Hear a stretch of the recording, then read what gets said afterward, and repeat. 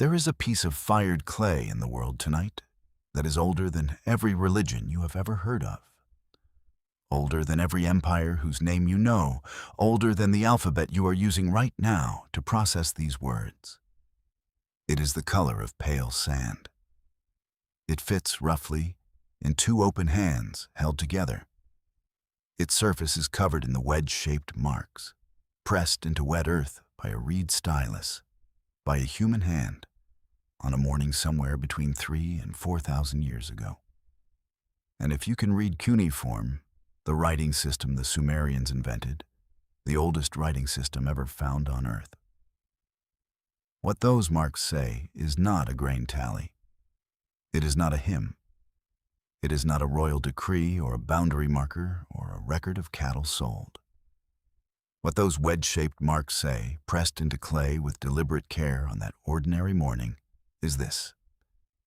Here are 6 things the Anunnaki promised to give humanity.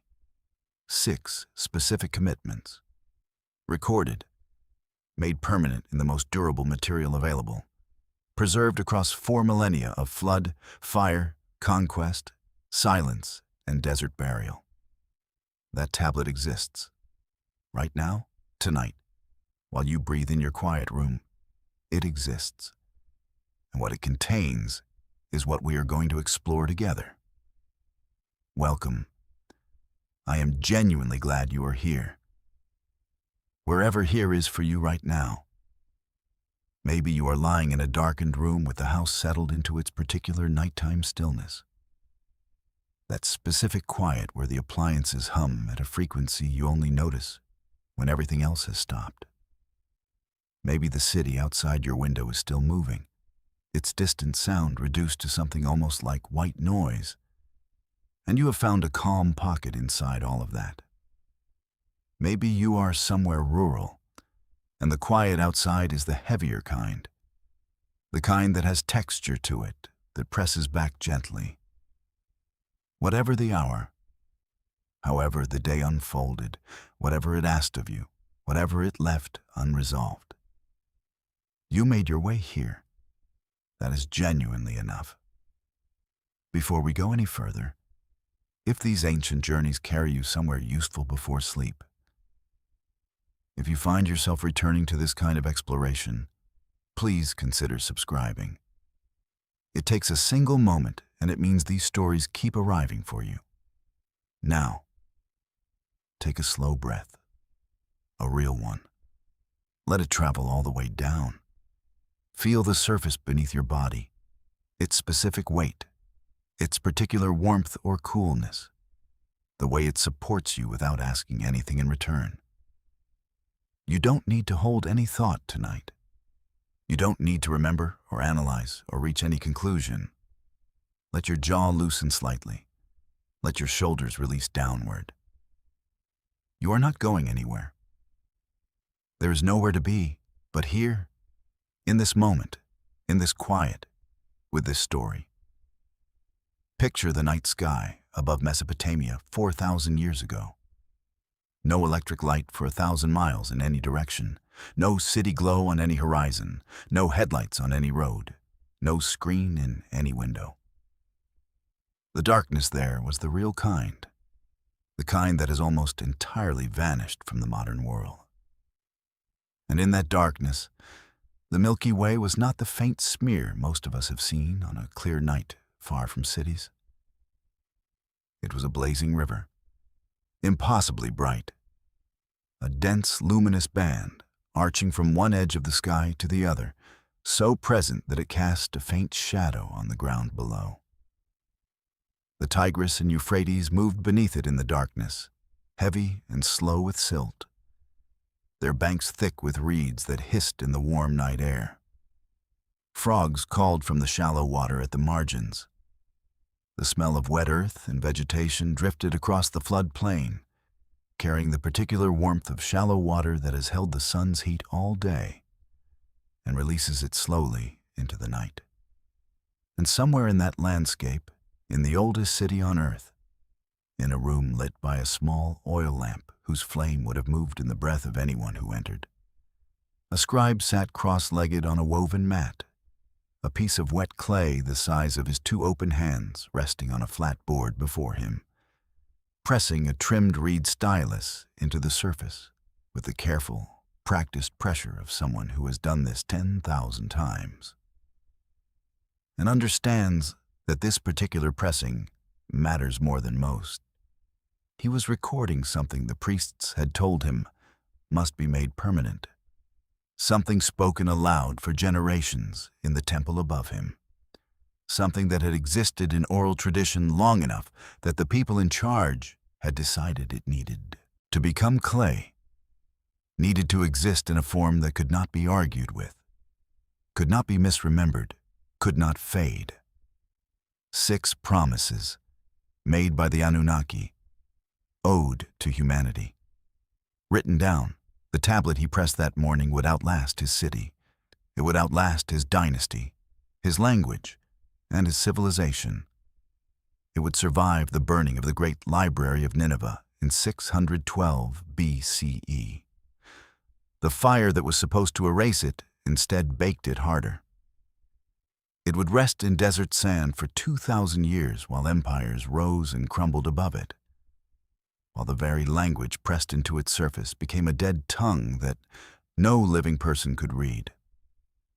Then an English archaeologist named Austin Henry Layard would lift it from the earth in 1849, wrap it carefully in cloth, place it in a wooden crate, and ship it to London. It would sit in a drawer at the British Museum for several years, unreadable, waiting, until a man named Henry Rawlinson found the key to cuneiform, and the words came back to life, and scholars leaned over that pale clay in gaslight and read, for the first time in 2,000 years, what that scribe had pressed into the earth on that ordinary morning in the oldest city on earth. 6 promises, specific, ordered, strange, and stranger still, supported in ways that took another century of archaeology to begin to understand, by what was actually in the ground. That is what tonight holds. Not mythology in the loose, decorative sense, not legend softened by centuries of retelling into something comfortable and vague. A document, a list, a record of obligations, pressed into clay by a hand that understood, with the full seriousness of the ancient world's understanding, exactly what it was preserving and why it needed to last. We will take our time with it. There is no rush. The night is long, and the story is older than the night. Long before anyone pressed a stylus into clay, before the first temple was raised on the Mesopotamian plain, before any god made any promise to any human being, and any human being was positioned to receive one. There was only the land and the water, and the slow, unhurried argument between them that had been going on for longer than any story can hold. The region we now call southern Iraq looked nothing like the desert landscape it has become. The desertification of Mesopotamia is a relatively recent development, accelerated by millennia of deforestation, overgrazing, and the salinization of irrigated soil. Consequences, in a bitter irony, of the very agricultural civilization the Sumerians built. But around 6,000 BCE, before any of those consequences had accumulated, the mouths of the Tigris and Euphrates spread across a vast delta of marshland, shallow lagoons, and seasonal floodplains extending well into what is now the floor of the Persian Gulf. Sea levels were still slightly higher than today. The water table sat close to the surface across most of the southern plain. Reeds grew in dense thickets taller than a standing person, their roots drinking from the slow brown river water, moving through channels that shifted slightly with every flood season. The air in the marshes carried the smell of warm water and green growth, a rich, layered smell that mixed river mud with the sweetness of flowering reed tips and the cooler undertone of deep water in the shadow of vegetation. Birds were everywhere: pelicans, herons, ibis, marsh harriers. The shallow lagoons held enormous populations of fish, carp, catfish, barbel, feeding in the warm, nutrient-rich water where river sediment had been settling for centuries. Wildcats moved along the reed margins at dusk. Wild boar rooted in the softer ground at the water's edge. Small communities of people lived in this landscape with extraordinary skill. They built platforms on the water from bundled marsh reeds, compacted, layered, waterproofed with bitumen that seeped naturally from the ground in several locations along the riverbanks. They made boats from the same reeds, shallow drafted and maneuverable in the channels, capable of carrying surprising loads. They fished with nets woven from plant fiber. They gathered wild grain from the drier ground above the seasonal flood line, harvested date palms growing along the levee ridges, and traded with communities on higher ground who kept cattle and sheep on the drier steppe to the north and east. These were not primitive people in any meaningful sense. They had been adapting to and managing this specific landscape for thousands of years. Their knowledge of the seasonal rhythms of water and land, of which reeds were suitable for which purposes, of where fish concentrated in different seasons, of how to read the sky for weather. This was sophisticated, accumulated, tested knowledge. But they had not yet built cities. They had not yet written anything down. They had not yet conceived of a God who might descend to their level and make them a formal commitment. The alluvial plain was building itself, grain by grain, in the patient way of geology. Every flood season, the rivers deposited a thin layer of fine silt, mostly quartz and feldspar ground from the mountains of eastern Turkey and Iran, carried hundreds of kilometers downstream, across the floodplain. Each layer was a fraction of a millimeter thick. Over centuries, these layers accumulated into the extraordinarily fertile soil that would later support the most productive agriculture the ancient world had ever seen. Archaeologists who drill sediment cores from the southern Mesopotamian plain find this layering with metronomic regularity. Flood silt, wind-blown dust, charcoal traces from ancient fires, reed pollen from dying marshland, the compressed organic material of countless generations of living things returning to Earth. And then, at a certain depth in those cores, a depth that corresponds to roughly 5,500 to 5,000 BCE, the record changes. The organic material thickens suddenly. Fire traces multiply. Pottery fragments appear, hand-formed, painted with geometric designs in dark paint on a buff background. Animal bone increases, and the bone belongs to domesticated species, cattle, sheep, goats, pigs, rather than the wild fauna of the earlier layers. The density of human activity, readable in the sediment the way a doctor reads a patient's history in a scan, increases in a way that has no gradual precedent in the layers below it. Something arrived, or something changed, or something was given. The reeds kept growing, the rivers kept moving. The night sky kept its slow wheel above the reed beds, indifferent in its beauty. But the land that had spent thousands of years in marsh stillness was about to become the birthplace of everything that came after. And the oldest written records in the world would one day, in careful wedge-shaped marks pressed into pale clay, try to explain exactly why. The Sumerian tablets do not build toward the Anunnaki gradually. They do not ease the listener in with context or caveat.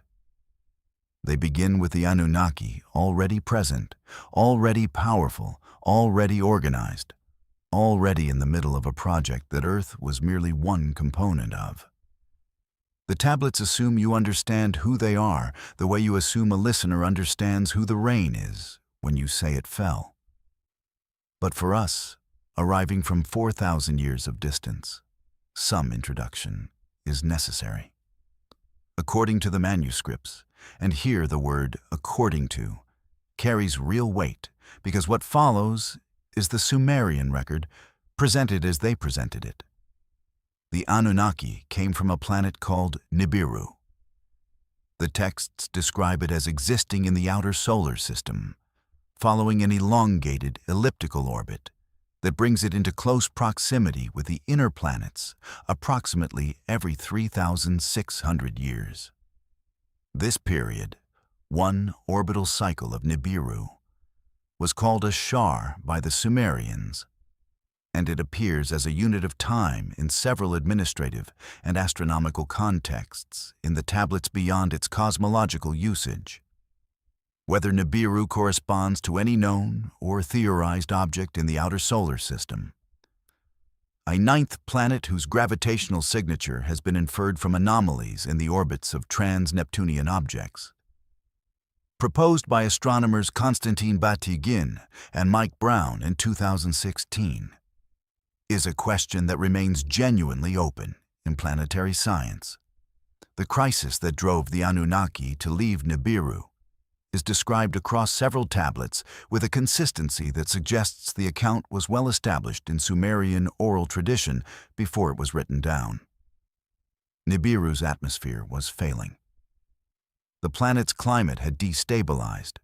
The mechanisms described in the tablets involve something like a thinning of the atmospheric layer, with increasing exposure to cosmic radiation, causing agricultural collapse and progressive habitat loss. The solution the Anunnaki scientists proposed was to introduce fine gold particles into the upper atmosphere, where the metal's reflective and radiation-resistant properties would function as a repair mechanism. Gold has genuine electromagnetic properties that make this idea less absurd than it sounds. It is used today as a radiation shield in satellite construction and in the visors of spacesuits. But whether a planetary-scale application was feasible by any technology is a question the tablets do not address. What the tablets record is the practical consequence. Gold was needed in enormous quantities. Gold was scarce on Nibiru, and Earth had it in abundance, particularly in the deep reefs of what is now southern Africa, where some of the oldest known large-scale gold extraction sites on Earth have been identified. The Anunnaki sent ships. After what the tablets describe as a long search, they arrived. The date given in several Akkadian texts derived from Sumerian sources is approximately 445,000 years ago, a figure that mainstream scholars interpret as mythological hyperbole, while others note with interest that it falls within the range of Homo erectus occupation of the region and precedes the emergence of Homo sapiens by a substantial margin. Enki arrived first. Son of Anu, the sky deity who held supreme authority over the Anunnaki hierarchy, Enki was among the most gifted of his people. Patron of wisdom, of fresh water, of the oceans, of craftsmanship, of genetic science, and of the kind of lateral thinking that finds solutions where rules say none should exist. He chose the southern Mesopotamian marshland as the site for the first settlement. He called it Eridu. The tablets describe it as a city of genuine beauty. Gardens planted with fruit trees, canals of fresh water drawn from the rivers, buildings of fired mud brick arranged around a central temple that served as both administrative center and ritual space. The garden within Eridu, the Anunnaki, named Eden. Whether this is the direct etymological and narrative ancestor of the garden in Genesis is a scholarly debate that has not been resolved, but the textual resemblance is not coincidental. And most historians of the ancient Near East acknowledge the relationship as requiring serious consideration. Anu himself remained, in the Sumerian cosmological understanding, in the heavens. His name means simply sky, and he personified the celestial realm, its authority, its permanence, its governance of everything below. He was the oldest and most venerable of the Anunnaki, the source from which all divine authority descended. With sanctuaries in almost every major Sumerian city acknowledging his ultimate sovereignty, even when local gods held day-to-day relevance. Enlil was Anu's eldest son and the administrator of the Earth mission, the executive among the gods. Stationed at Nippur, the city that served as the Anunnaki's administrative center in Mesopotamia, he was given authority over the air, the winds, the storms, and the boundary between sky and earth. He was efficient, unsentimental, and deeply committed to order. He believed that rules existed for reasons and that exceptions to rules, however well-intentioned, produced consequences that outweighed their benefits. He was often right. He was sometimes catastrophically so. Enki, Anu's other great son, was everything Enlil was not in temperament. He governed the fresh waters and the oceans. He held the Mi, the divine laws of civilization, in his temple at Eridu. He was the Anunnaki's genetic scientist, their engineer, their problem solver, and the one member of the Divine Council who consistently found himself unable to accept that humanity should be treated as expendable. That distinction between Enlil's governance and Enki's affection runs through every episode in the tablets, including each of the 6 promises. It is worth carrying that tension forward. Much of the story ahead depends on it. The beings the Anunnaki brought with them to perform the labor of the gold mines were called the Igigi. The tablets describe them as a separate race, not Anunnaki, but technologically capable, physically powerful, and numerous enough to staff the mining operations the mission required. For a period the texts measure in tens of thousands of years. Another number that scholars debate is literal or figurative. The Igigi worked the mines. The Anunnaki administered operations from Mesopotamia and the surrounding settlement network. The arrangement functioned. Then it stopped functioning, catastrophically. The Atrahasis epic, preserved on 3 Babylonian tablets dating to approximately 1700 BCE, but recording material that Assyriologists generally agree is substantially older in its Sumerian oral origins, records the rebellion in specific, almost journalistic terms. The Igigi had been working the mines for what the text describes as 40 periods. The exact duration is debated, but the emphasis is on the exhaustion of long service. They gathered outside Enlil's residence at Nippur in the middle of the night, carrying their tools. They burned their equipment. They surrounded the building and demanded that Enlil come out and address their grievance directly. The text records their statement with a directness that still reads as contemporary across 4 millennia. Excessive toil has killed us. Our work was heavy, the distress much. Every single one of us gods has declared war. We have put a stop to the digging. Enlil convened the Divine Council in emergency session. The situation was genuine crisis. Without the Igigi, the gold extraction that Nibiru's survival depended on would cease. No alternative workforce was available. The planet their mission was sustaining was dying while they argued in committee. Enki proposed his solution with the calm of someone who had been thinking about it for some time. Earth had native creatures. He had studied them carefully during his years in Eridu.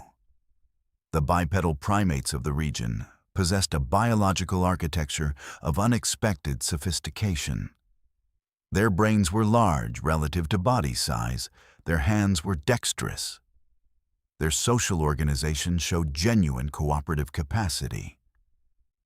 With genetic modification, with the careful incorporation of Anunnaki biological material, they could potentially be elevated to a level of cognitive function that would make them capable of organized labor. Not Anunnaki equals, not rivals, workers, intelligent enough to follow complex instruction, stable enough to be reliable.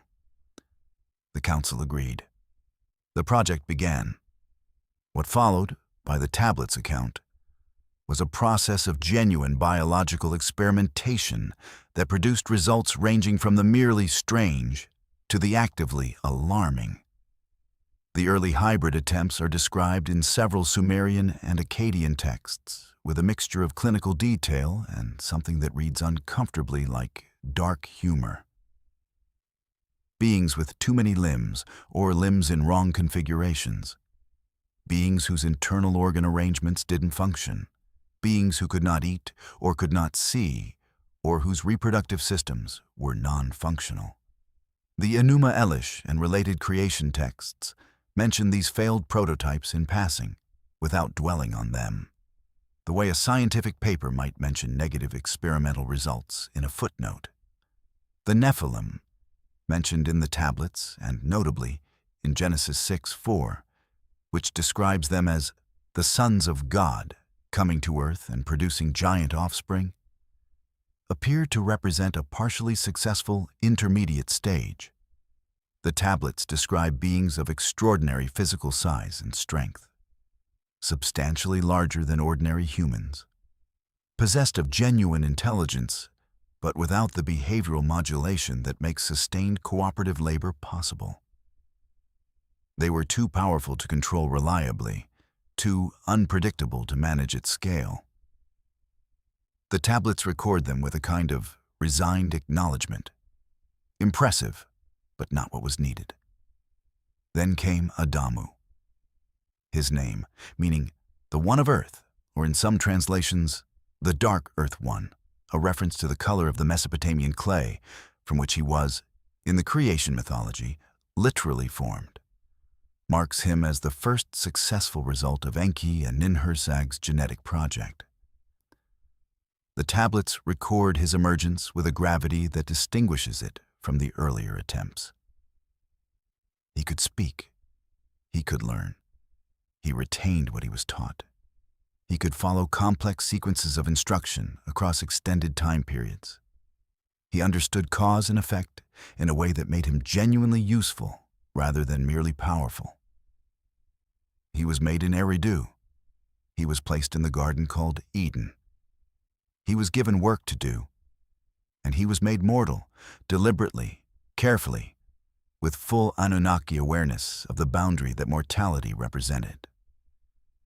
The line between a being who works and a being who rules was drawn, in the tablet's account, at death.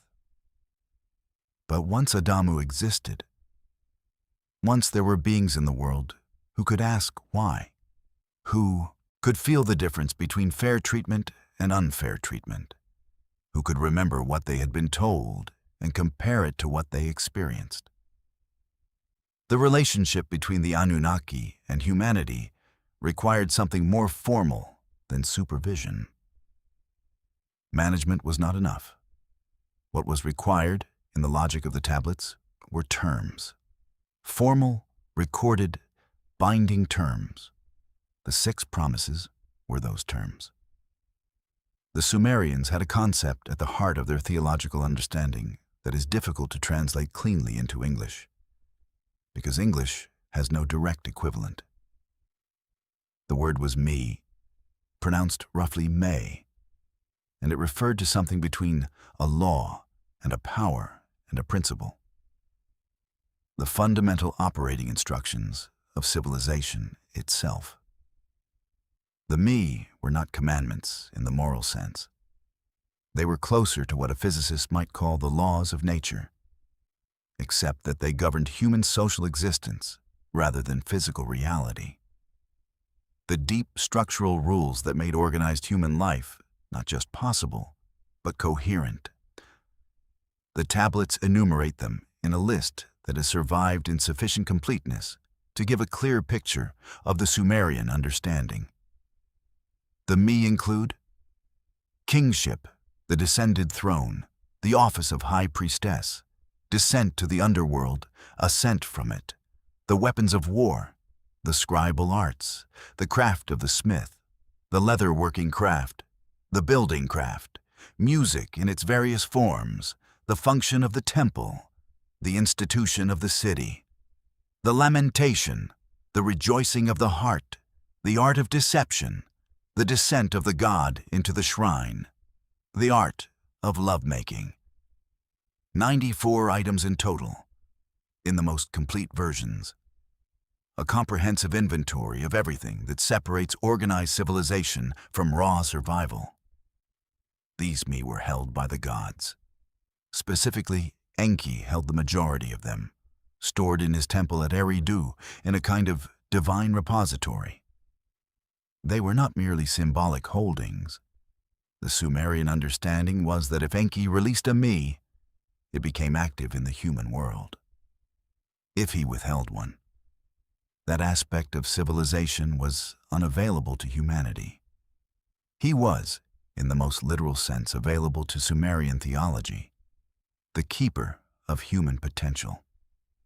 The myth of Inanna's acquisition of the me from Enki is one of the most carefully preserved narratives in Sumerian literature, recorded on multiple tablets with relatively consistent detail. Inanna, goddess of fertility and political power, travels by boat from her city of Uruk to visit Enki at Eridu. The visit involves a lengthy feast, during which Enki, in a characteristically generous mood that the text hints may be partially alcohol-assisted, offers Inanna gift after gift from his storehouse of divine properties. She accepts each one formally, loading them onto the boat of heaven. By the time Enki sobers the next morning and asks where the me have gone, the boat is already on the river. The transfer is complete. The me belong to Inanna, and through her, to the human world she governs. The story is theologically complex in ways that reward multiple readings. At one level, it explains how civilization spread from Eridu to Uruk and beyond, through divine transfer rather than gradual diffusion. At another level, it records something about the relationship between the keeper of potential and the active goddess of human flourishing. Between the one who holds the keys and the one who uses what they open. At the level most relevant to the 6 promises, it establishes the fundamental structure. The me are owed to humanity. They are not gifts in the casual sense, given when the giver feels generous and withheld when they don't. They are obligations, commitments with the weight of divine law behind them. The temple was, within this framework, a contractual space. A Sumerian priest performing the morning ritual, entering the sanctuary, drawing back the curtain from the divine statue, washing its face, dressing it in fresh garments, placing food and drink before it, was not performing a symbolic ceremony. He was executing the terms of an agreement. He was fulfilling humanity's side of a bilateral contract. The god was present in the statue. The ritual maintained that presence. Stopped the ritual, and the god withdrew. Maintain it faithfully, and the god remained. And the me the god held continued to operate in the human world, and the city continued to function. This is the architecture within which the 6 promises exist. Not mythology floating free of consequence. A binding structure. A set of obligations pressed into clay because the parties involved understood that what is written survives what is merely spoken, and what survives can be held to. The first promise is recorded most clearly across a cluster of related Sumerian and Akkadian texts, and it is the most concrete of the 6. Before the Anunnaki departed, they would give human beings the knowledge necessary to build civilization, not nudge them toward it, not plant seeds and wait for growth. Give it, directly, as a deliberate transfer of specific capacities that humanity would not otherwise have developed within any reasonable time frame. The tablets record what was given with a specificity that is striking even across the translation distance of 4,000 years. Architecture. Not just the skill of stacking mud bricks, but the engineering knowledge of load distribution, foundation depth, arch construction, and the management of large workforces.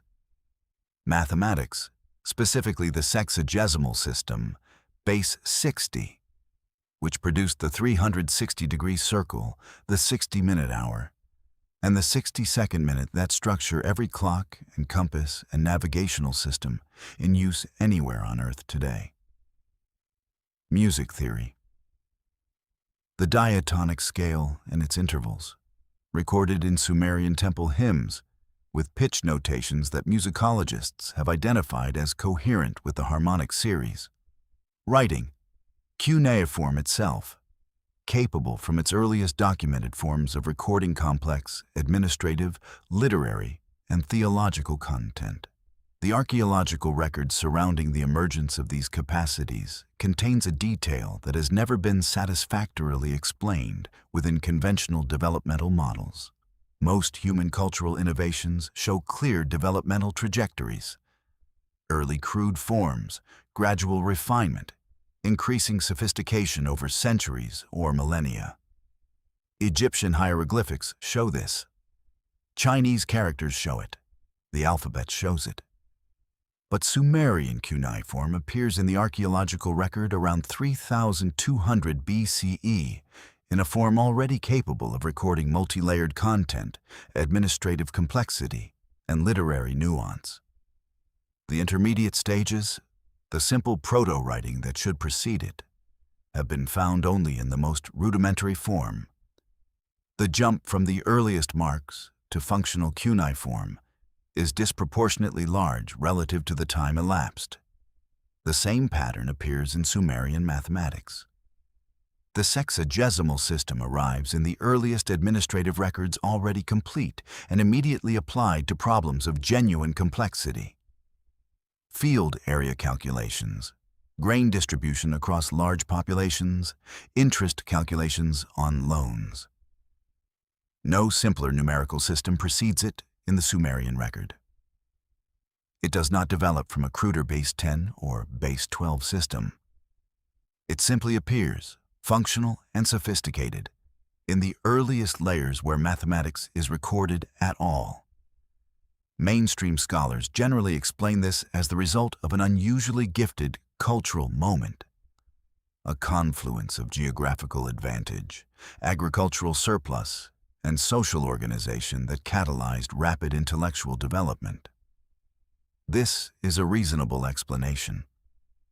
The Fertile Crescent did offer genuine advantages: reliable water, fertile soil, a moderate climate, and a location at the crossroads of multiple migratory routes that encouraged the exchange of ideas across genetic and cultural lineages. But the tablets themselves offer a different explanation. They say it was given, and they record the specific moment of transfer. Enki releasing the me from his storehouse at Eridu, one by one, each with its proper name, each entering the human world as a discrete capacity rather than emerging gradually from within it. The first promise, as the Sumerians understood it, was not a metaphor for indigenous development. It was a description of a handover, a formal transfer of operational knowledge from those who held it to those who needed it. Whether you read this as theology, as social mythology, or as something more literal, what emerged from it was real.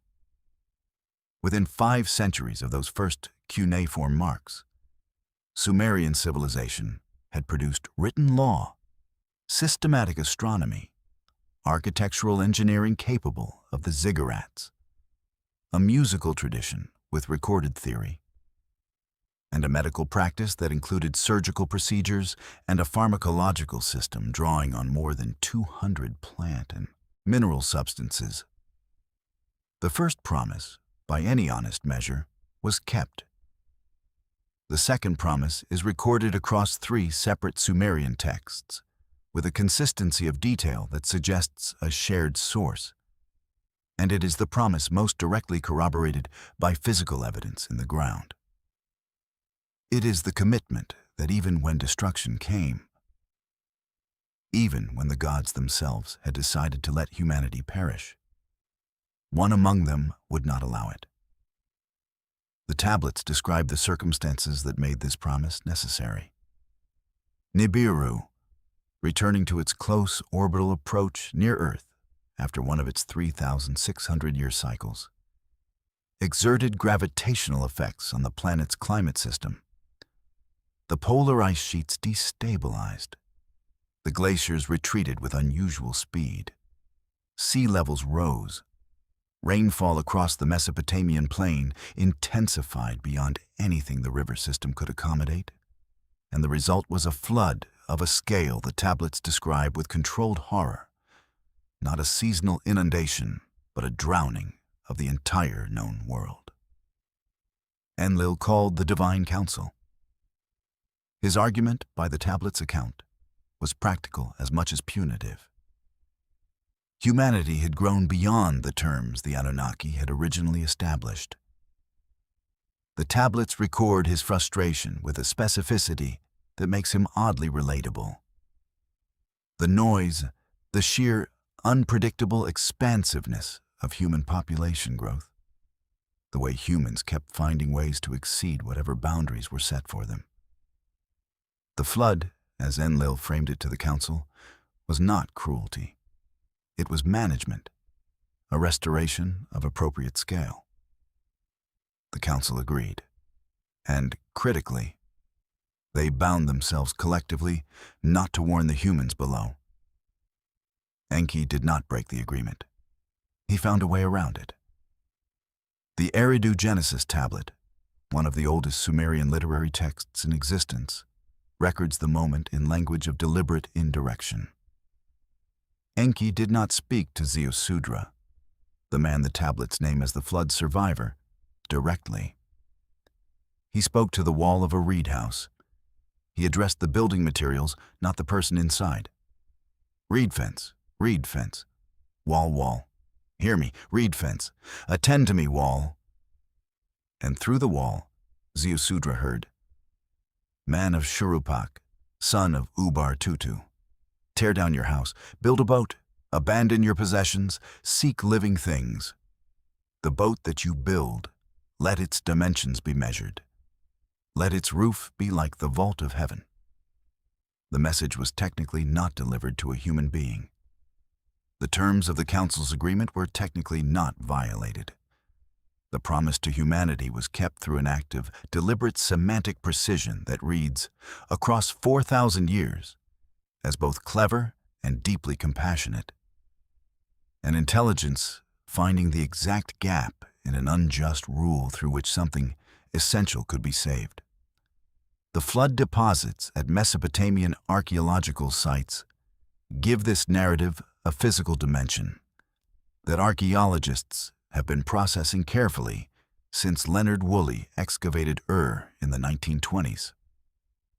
At a depth corresponding to roughly 3,000 to 2,500 BCE at Woolley's team encountered a layer of clean, fine, water-laid silt approximately 2.5 meters thick, a layer with no artifacts, no organic material, no evidence of human activity.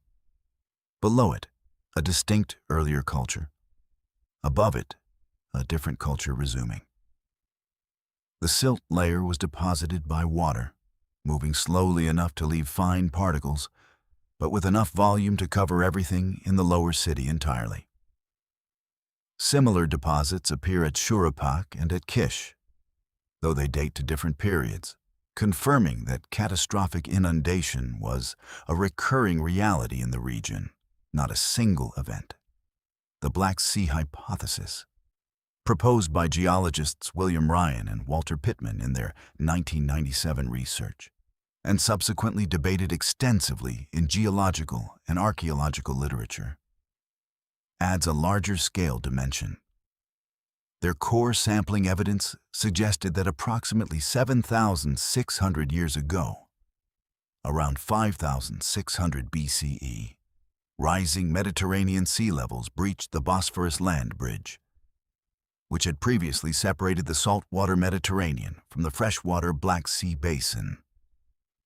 The Black Sea at that time was a lake sitting roughly 150 meters below sea level, with extensive human settlement along its fertile shoreline.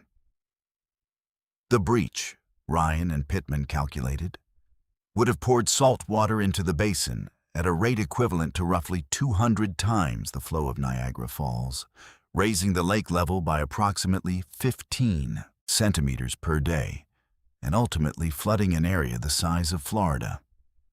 For the people living on those shores, it would have been an experience indistinguishable from the end of the world.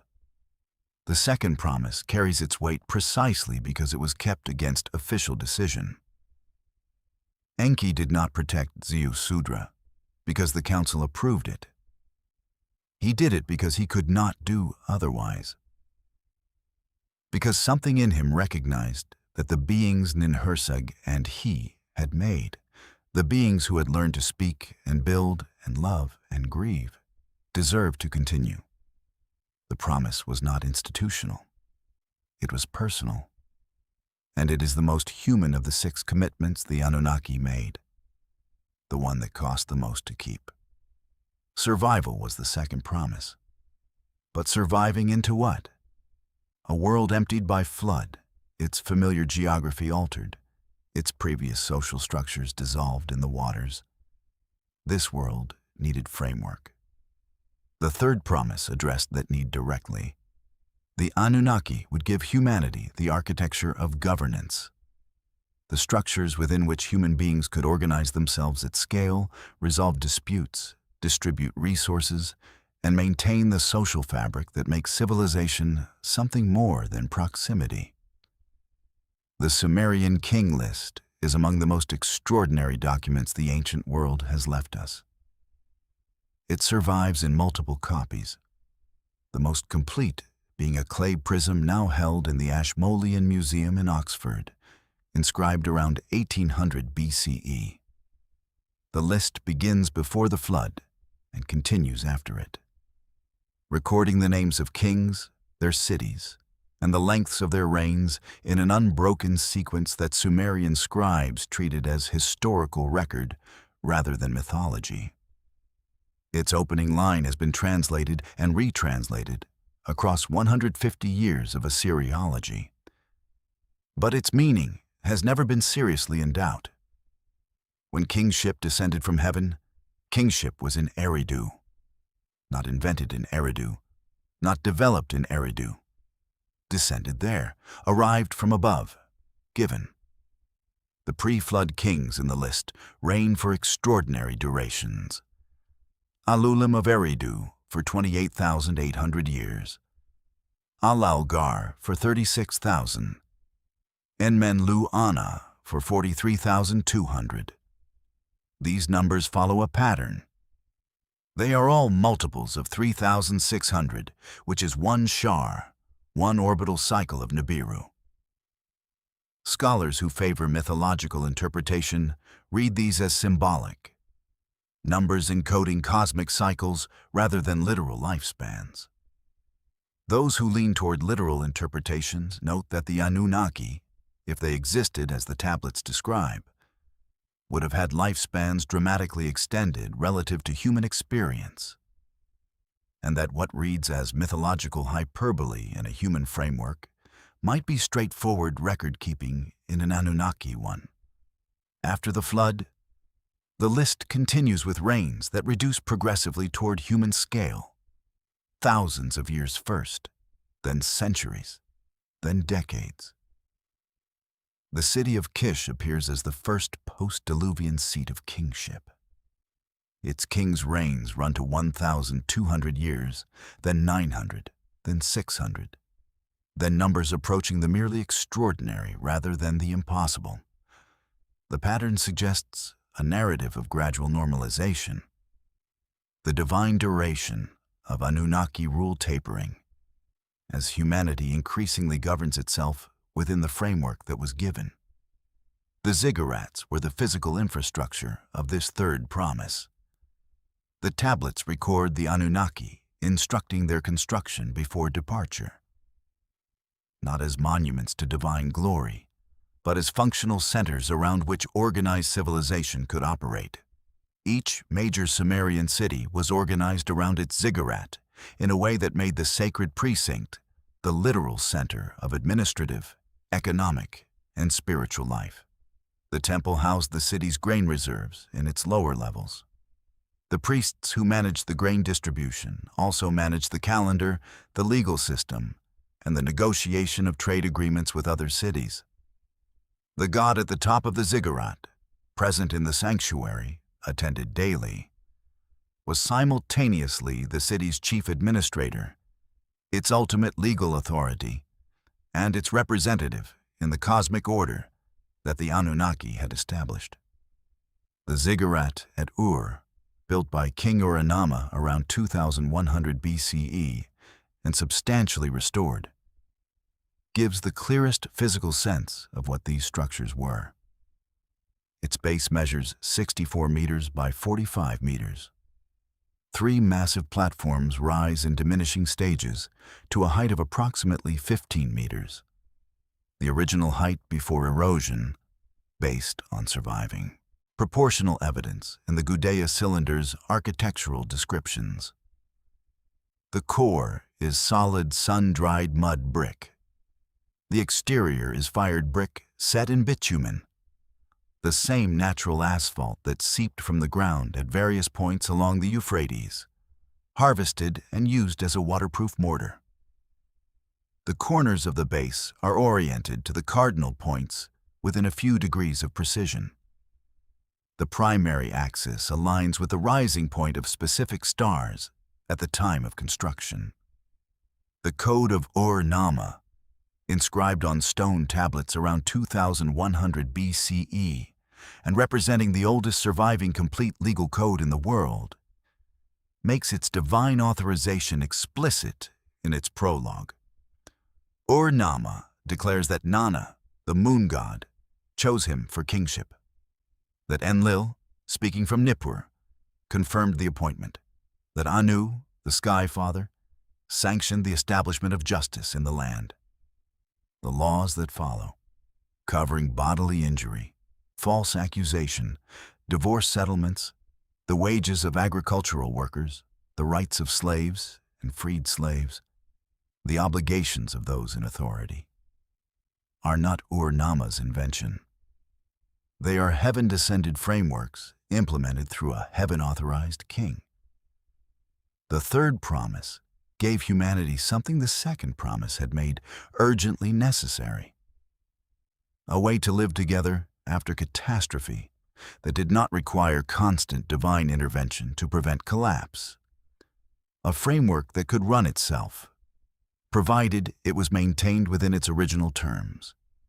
Structure as the Anunnaki's gift, and structure as humanity's responsibility to maintain. The fourth promise is the most philosophically careful of the 6, and in its carefulness reveals something important about how the Anunnaki understood the beings they had made.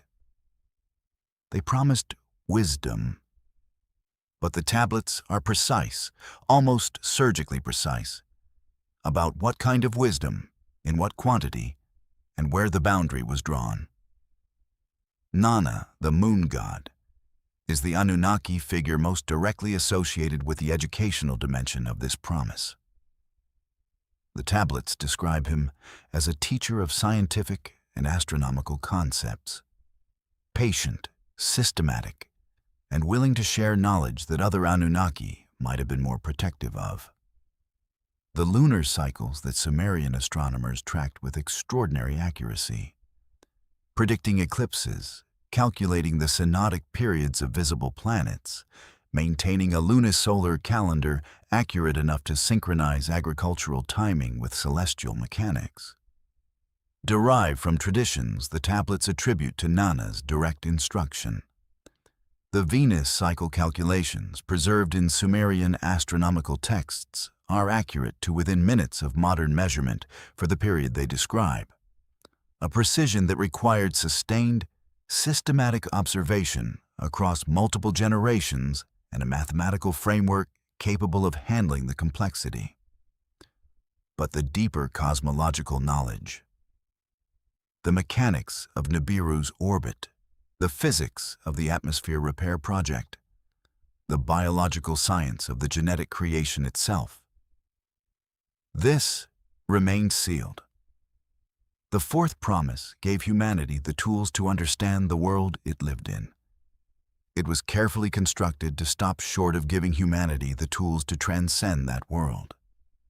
The Adapa myth is where this boundary is drawn most visibly.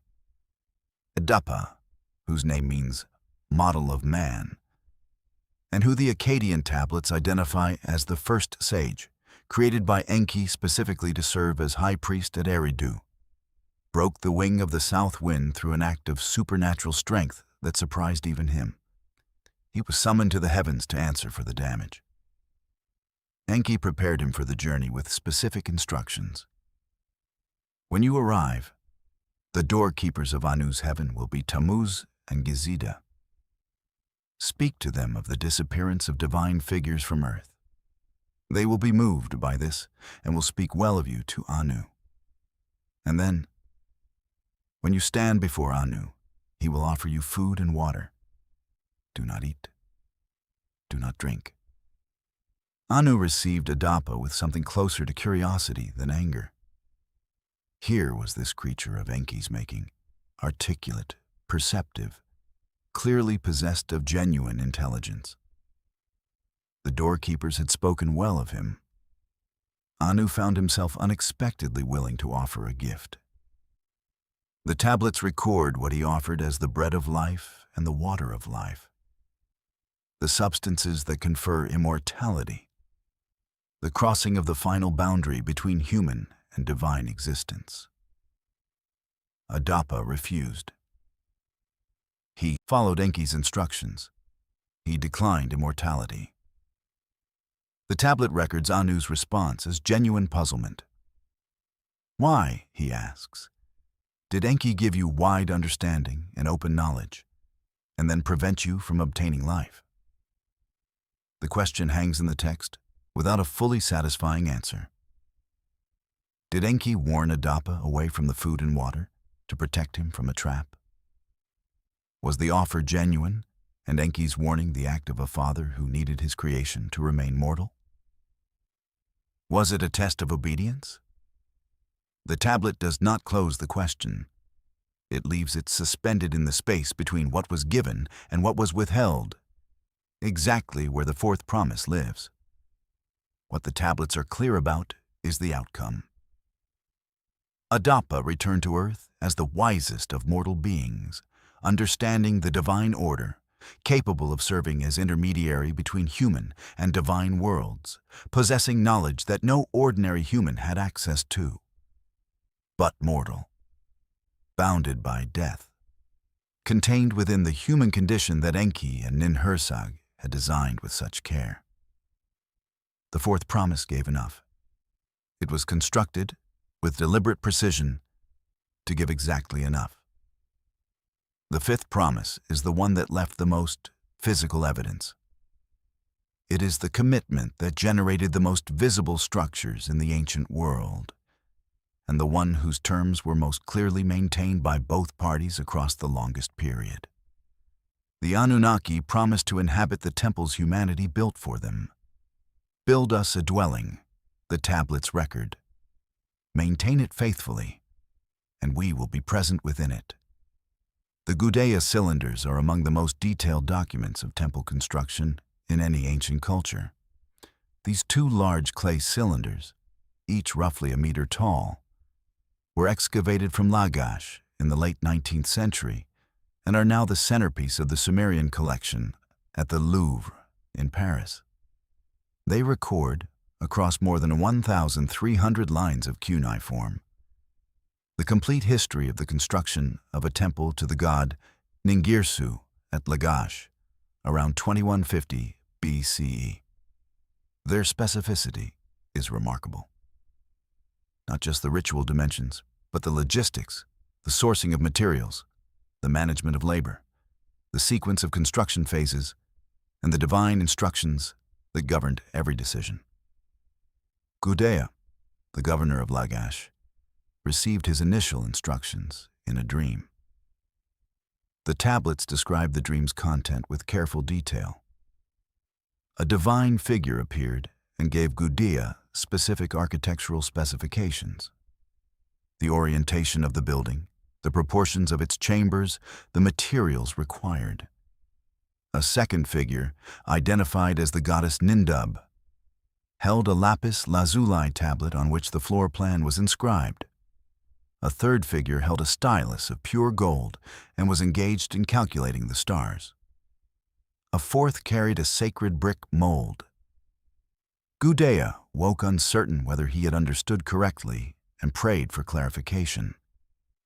A second dream came, more specific, resolving his uncertainties. The construction that followed drew materials from across the ancient world.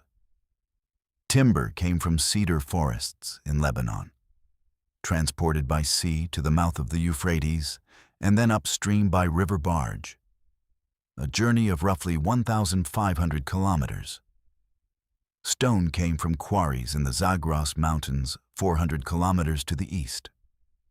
Copper came from the mountains of what is now Oman. Gold came from mines in what is now Ethiopia.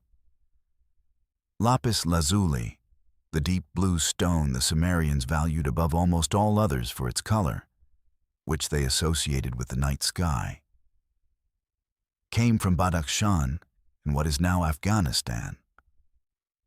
Roughly 3,500 kilometers from Lagash, traveling through multiple intermediary trading networks. The completed temple measured approximately 100 meters on each side. Its inner sanctuary was designed with specific acoustic properties. The limestone walls, roughly 40 centimeters thick, were calculated to absorb high frequencies and allow low frequencies to build and resonate. The chamber maintained a temperature of approximately 18 degrees Celsius year-round and regardless of external conditions, a function of the thermal mass of its thick walls and partially subterranean construction. Priests chanting in the inner chamber experienced a sound that seemed to emerge from the walls themselves, filling the space from all directions rather than originating at any single point. This acoustic design is not unique to Lagash. Similar resonance characteristics have been identified and measured at Maltese Hypogeia, Newgrange, in Ireland, and several other prehistoric sacred sites by researchers, including Igor Reznikov and Rupert Till. The daily ritual enacted the fifth promise in its most physical form. Each morning before dawn, a team of priests entered the sanctuary in prescribed order. They approached the divine statue, not a representation of the god in the Sumerian theological understanding, but the god's actual physical presence, the body through which the deity inhabited the material world. They drew back the curtain covering the statue's face. They poured water over its hands. They washed its face with a linen cloth. They removed its nighttime garments and dressed it in fresh clothing appropriate to the day. They prepared a meal, bread baked fresh, fish from the rivers, beer brewed in the temple's own brewery, milk, honey, dates, figs, and placed it on a table before the statue. They burned incense. They chanted the morning hymns. Then they withdrew, drawing the curtain, leaving the god to its privacy. This was not ceremony in the depleted, symbolic sense the word has acquired in secular modernity. The Sumerian priests understood themselves to be performing the most literal possible maintenance of a divine presence. The god was in the statue.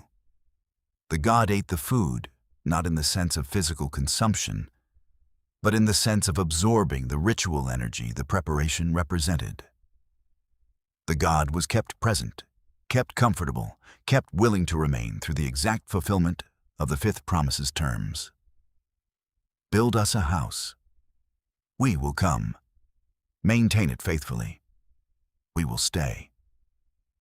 For 3,000 years, across dozens of cities, hundreds of temple complexes, thousands of generations of priests, the Sumerians, and then the Akkadians and Babylonians who inherited their theology, kept that side of the bargain.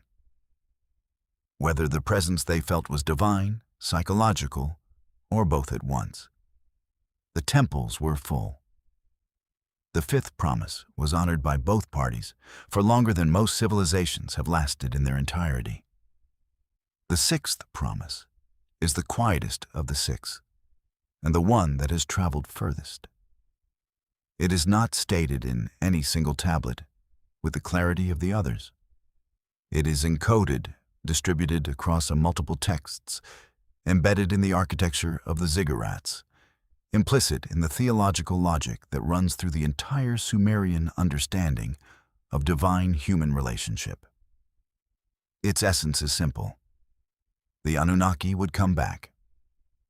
The lament for the destruction of Ur was composed around 2000 BCE, in the aftermath of the city's sack by the Elamites and the Amorites, an event that ended the third dynasty of Ur and represented the effective collapse of the last great Sumerian political power. The lament is addressed to Nana, the moon god who had made Ur his primary dwelling place and whose ziggurat dominated the city's sacred precinct. The poem describes, in language of sustained, controlled grief, how Nana has abandoned his city, how his presence has withdrawn from the temple, how the streets that once held his festival processions are silent, how the temple that once heard his priests chanting hears only wind. But the emotional architecture of the lament is not despair, it is petition. Every line of grief is simultaneously a request for return. The entire poem operates on the theological assumption that the god's departure is temporary, that withdrawal is a phase in a relationship, not the end of one.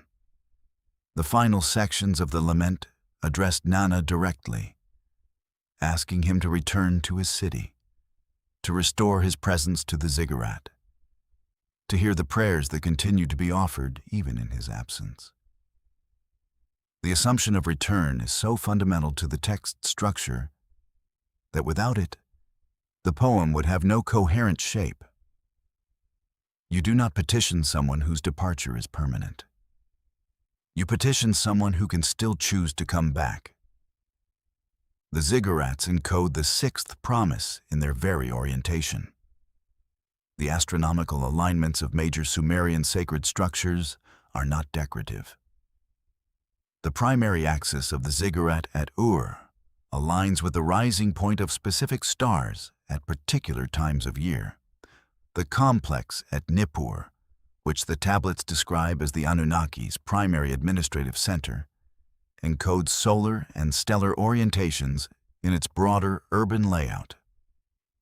The MUL.A pin tablets, a cuneiform star catalog dated to around 1000 BCE, but recording observational data that astronomers have traced to original observations made around 1200 BCE or earlier.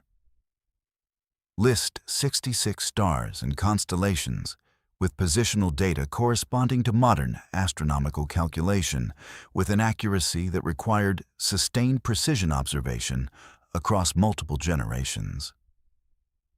The tablets record, in several places, that the ziggurats were built not only as dwelling places for the gods currently present, but as navigation markers for those who would return.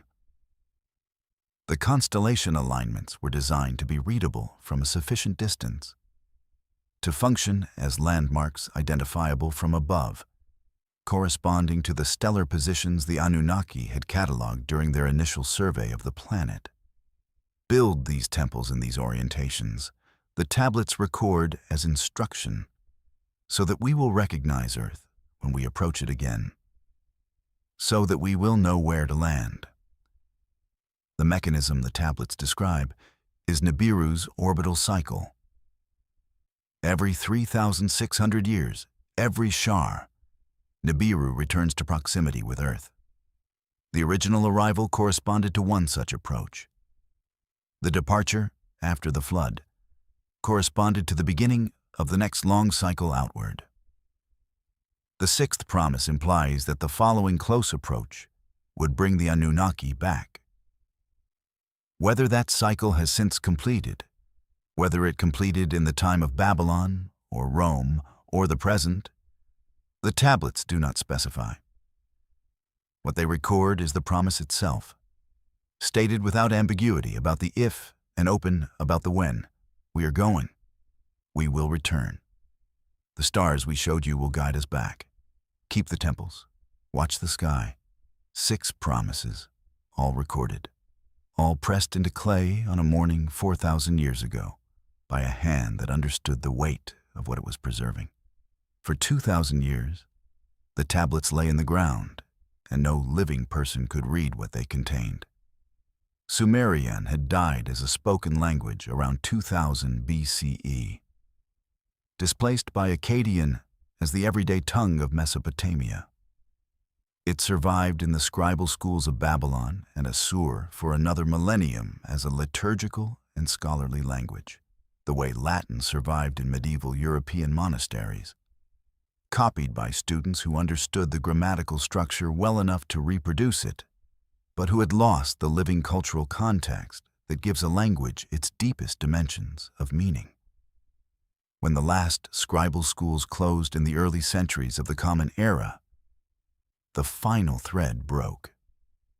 The oldest writing on Earth became unreadable, and the 6 promises pressed into clay rested in silence beneath the desert. Austin Henry Laird was 28 years old when he first approached the great mound of Koyunjik, rising from the plain near the modern city of Mosul in northern Iraq in 1845. Local people had told him, with the casual certainty of those who have lived near something mysterious for generations, that the mound contained ruins of great age. He began test trenches. He found walls. He found sculptured reliefs depicting battle scenes and hunting expeditions and tribute processions on a scale that told him immediately he had found something major. He returned with more resources and more time in 1849 and began systematic excavation of what proved to be the palace complex of the Assyrian king Ashurbanipal, who had ruled the Neo-Assyrian Empire at its greatest extent in the 7th century BCE. Ashurbanipal was, among other things, a bibliophile of extraordinary ambition. He had sent scribes across Mesopotamia with instructions to copy every important text they could find. Religious hymns, mythological narratives, astronomical tables, medical diagnoses, omens, legal codes, mathematical tables. His library at Nineveh, which Laird and his Iraqi assistant Hormuz Rassam excavated over several seasons, contained more than 30,000 individual tablets and fragments, the largest collection of cuneiform texts ever recovered from a single location. Among them were copies of the Sumerian creation myths, the flood narratives, the hymns to Enki and Inanna, the Atrahasis epic, the Epic of Gilgamesh, and the tablets recording the promises the Anunnaki made to humanity. The library had burned in 612 BCE, when the Babylonians and Medes sacked Nineveh and ended the Neo-Assyrian Empire. The wooden shelves and roof had burned. Some tablets had shattered in the heat. But fired clay, exposed to intense heat, does not melt. It bakes harder. The fire that was supposed to erase the knowledge had, with an irony that might be called poetic if the stakes weren't so high, preserved it more permanently than the original sun-dried clay would have survived 2.5 millennia of Mesopotamian weather. The tablets arrived in London in wooden crates, were numbered and catalogued in the British Museum's reading rooms, and sat largely unread for several years. The problem was the script. Cuneiform had been a dead writing system for 20 centuries. No living person could read it. Henry Creswick Rawlinson changed that. An officer of the East India Company stationed in western Iran. Rawlinson had noticed a cliff face near the village of Bizitun, known in ancient sources as Behistun, bearing a monumental inscription carved at a height of approximately 100 meters. Working from precarious rope scaffolding over several seasons in the late 1830s and 1840s, he copied the inscription. It proved to be trilingual, the same text in Old Persian, Elamite, and Babylonian cuneiform, carved by order of the Achaemenid king Darius I around 520 BCE. Old Persian was partially understood from other sources.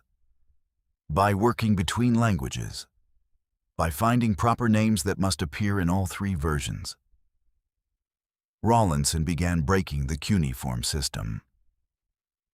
By 1857, the decipherment was complete and independently verified.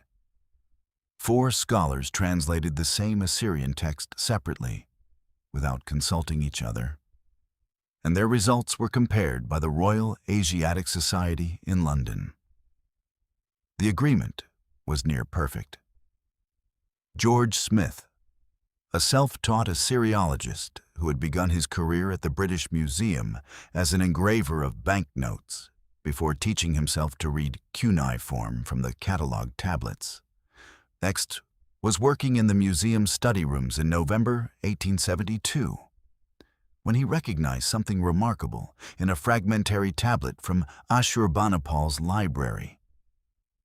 He was reading what would later be identified as Tablet 11 of the Epic of Gilgamesh, and he found in it a story that European scholars had previously known only from the Hebrew Bible.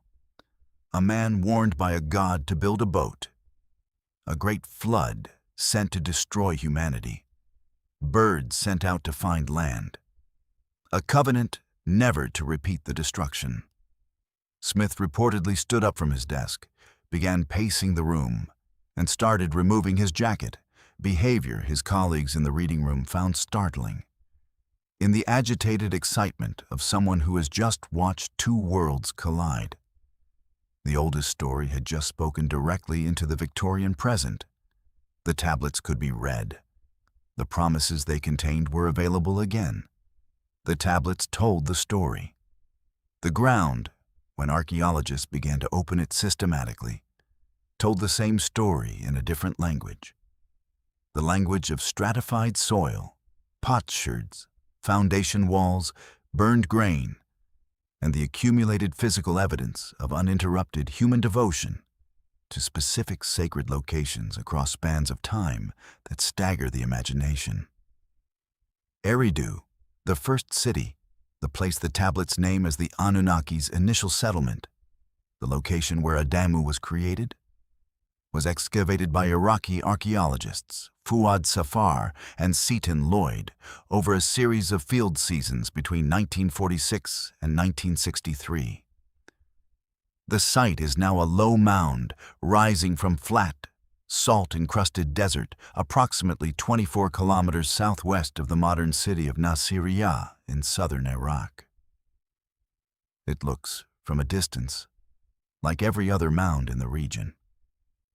Getting to the lower levels required removing the accumulated debris of more than 5,000 years of human occupation, carefully, layer by layer, recording everything. At the base of Eridu's sacred precinct, beneath 18 successive temple structures built one atop the other in a sequence spanning roughly 4,000 years, Safar and Lloyd reached a level of occupation dating to approximately 5,400 BCE. At that foundation level, the oldest human occupation layer at the site, they found the remains of a small mud brick shrine, roughly 3.1 meters by 2.5 meters in plane, its floor covered in fish bones. Fish were sacred to Enki. god of fresh water and patron of Eridu. The fish bones in the foundation-level shrine are among the oldest evidence of religious practice at any site in Mesopotamia, and they correspond specifically to the deity the tablets name as the city's divine founder. Above that first shrine, the sequence of 18 temples shows near-continuous rebuilding on the same spot over 4 millennia. Each was constructed directly over the demolished remains of the previous. 1. Maintaining the sacred location's continuity. The orientation of the temples shifts barely at all across the entire sequence. The axis established in the earliest level is maintained through every subsequent rebuilding.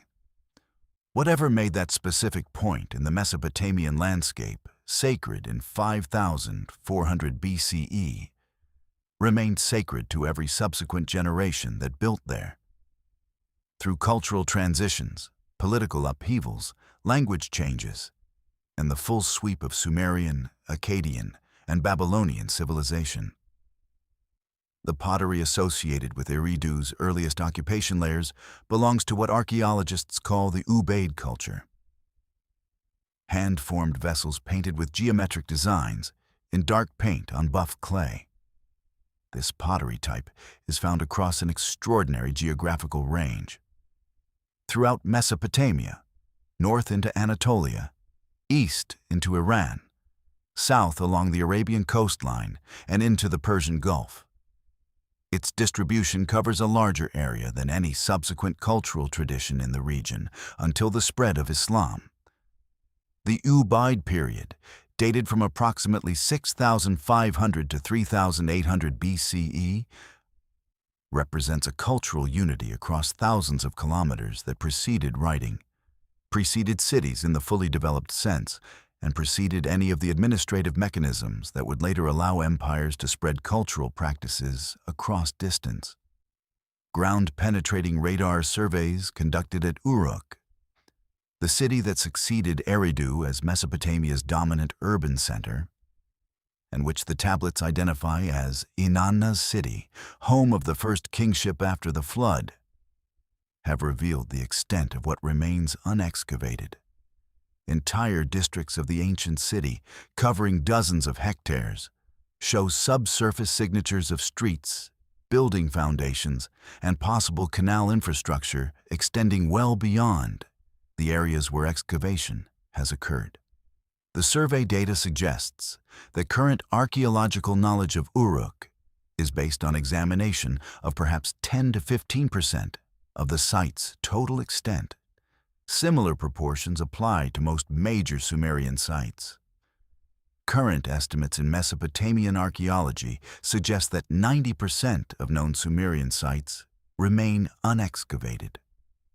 The tablets we can read, the promises we know, the stories we have access to.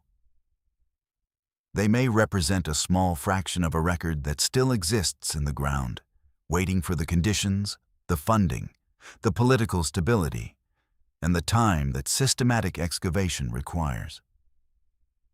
The 6 promises we know about may not be the only promises recorded.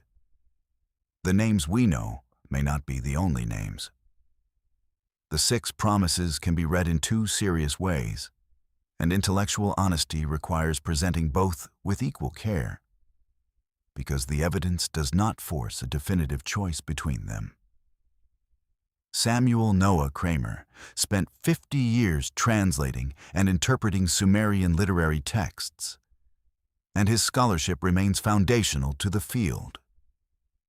His 1963 book, The Sumerians, Their History, Culture, and Character, remains in print and in use.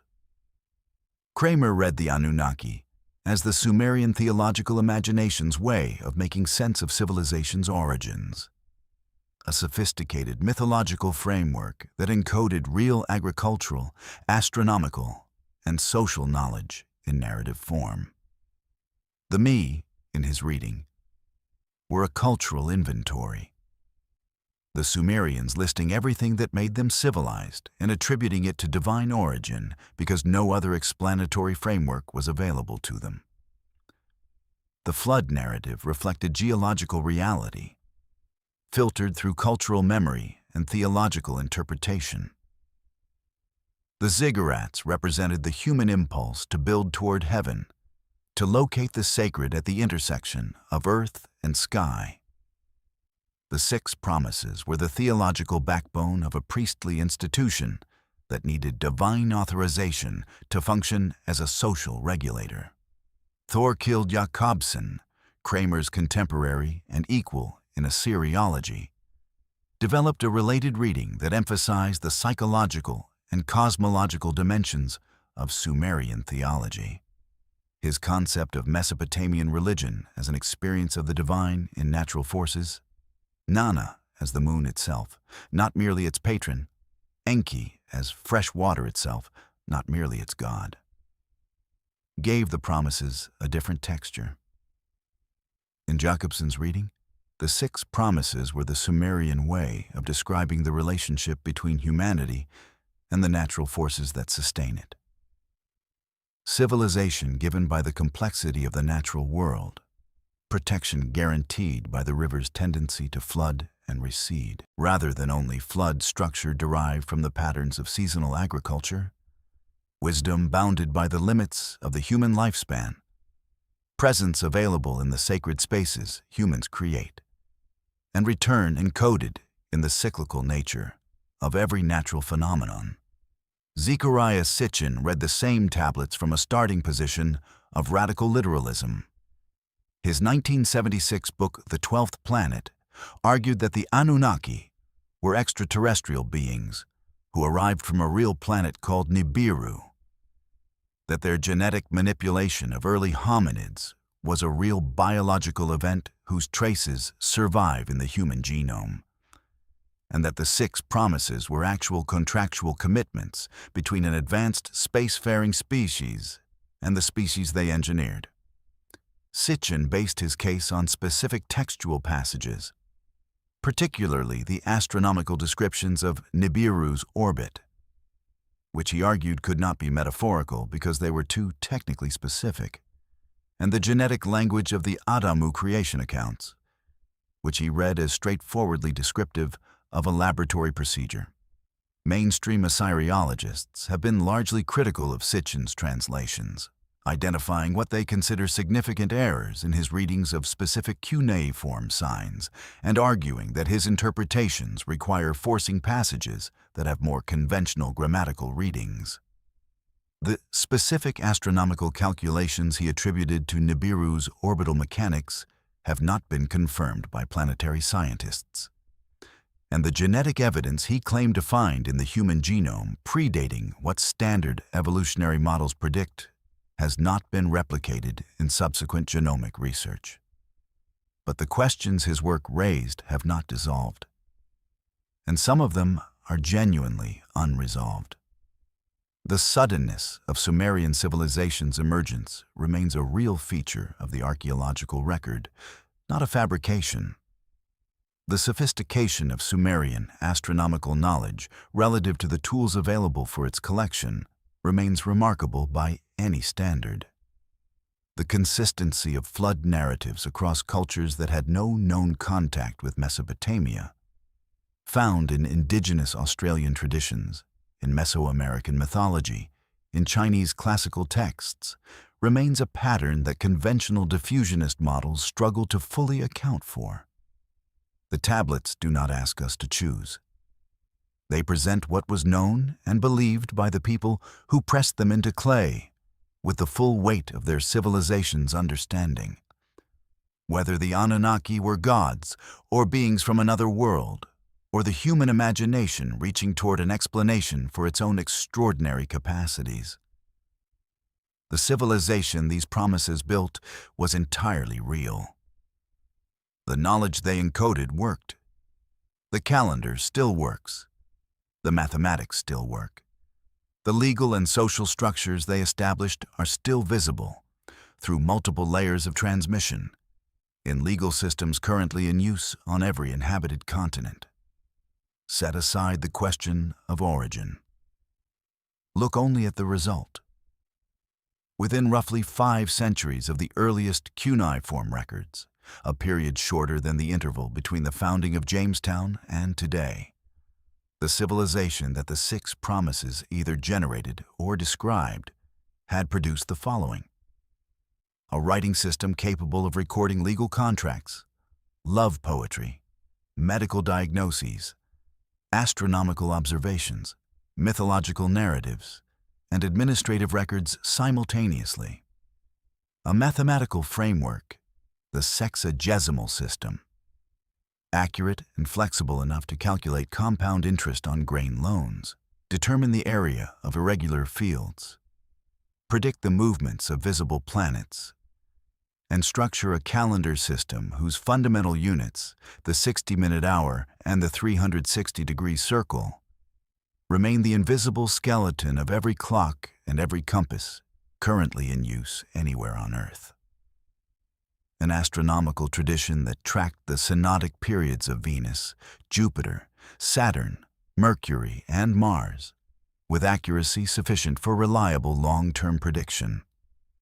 An architectural tradition capable of producing the ziggurats, the temples, the hydraulic infrastructure of the irrigation canal networks that turned the Mesopotamian alluvial plain into the most agriculturally productive land on Earth. The Code of Ur-Nama, dating to approximately 2100 BCE, is not a primitive legal document. Its provisions address false accusation, bodily injury compensation calculated by body part and severity, divorce settlements specifying the financial obligations of both parties, wage standards for agricultural workers, the conditions under which a slave could earn freedom, and the responsibilities of those in positions of authority toward those in their charge. Its ethical architecture, the principle that law exists to protect the vulnerable from the powerful, that a ruler's authority comes with corresponding obligations, that justice is a divine mandate rather than a human convenience, is recognizable in every subsequent legal tradition in the ancient world. Including the Mosaic Law, it predates by several centuries, and the Hammurabi Code, it predates by 300 years. Sumerian medicine, preserved on tablets in collections across Europe and the United States. Record surgical procedures for conditions including cataracts and abscesses. Pharmacological preparations using more than 200 plant and mineral substances. Diagnostic protocols in which a physician observes symptoms in sequence, reasons to a cause, and prescribes a specific treatment.